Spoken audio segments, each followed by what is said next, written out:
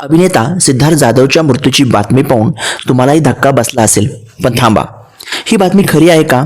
कारण स्वतः सिद्धार्थ जाधवने समोर येत या सगळ्या प्रकारावर प्रतिक्रिया दिली आहे. सिद्धार्थ जाधवच्या प्रकृतीबाबत सध्या सोशल मीडियावर एक व्हिडिओ मोठ्या प्रमाणात शेअर केला जात आहे. या व्हिडिओमध्ये अभिनेते सिद्धार्थ जाधव यांची मृत्यूशी झुंज, गंभीर आजार अशा आशयाचे हेडलाईन दाखवण्यात आली आहे. ही बातमी पाहिल्यानंतर अनेक चाहते चिंतेत पडले आणि त्यांनी सिद्धार्थला फोन आणि मेसेज करून त्यांच्या प्रकृतीची विचारपूस करू लागले.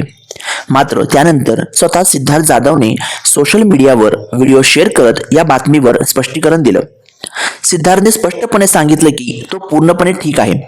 इतकंच नाही तर सध्या त्याचं ॲनिमल या नाटकाचं काम सुरू आहे आणि आता होऊ दे धिंगाणाच्या शूटमध्येही तो व्यस्त आहे. या खोट्या बातमीवर प्रतिक्रिया देताना सिद्धार्थचा नेहमीचा मिश्किल अंदाजही पाहायला मिळाला. बातमी प्रसिद्ध करणाऱ्याने आधी किमान एकदा तरी संबंधित व्यक्तीला विचारायला हवं होतं असा सवाल त्याने उपस्थित केला.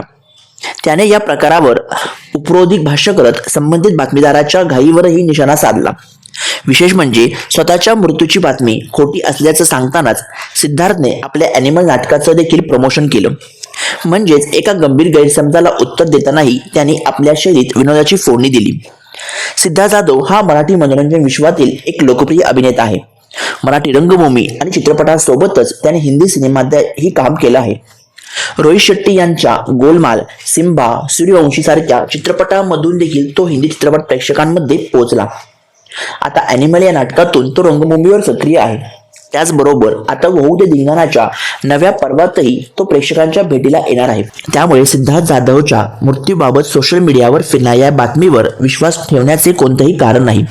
स्वतः सिद्धार्थनेच समोर येऊन आपण पूर्णपणे ठीक असल्याचे स्पष्ट केलं आहे. या घटनेमुळे एक गोष्ट मात्र पुन्हा समोर आली आहे.